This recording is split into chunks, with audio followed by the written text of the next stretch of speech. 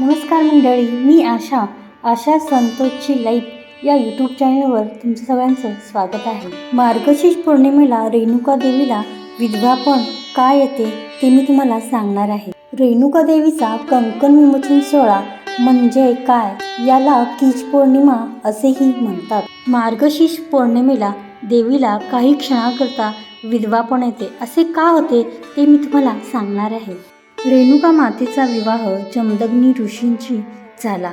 मार्गशीर्ष पौर्णिमेला जमदग्नी ऋषींचा वध झाला. त्यांचा वध शस्त्र अर्जुनाने केला, कारण त्याला कामधेनू गाय पाहिजे होती म्हणून.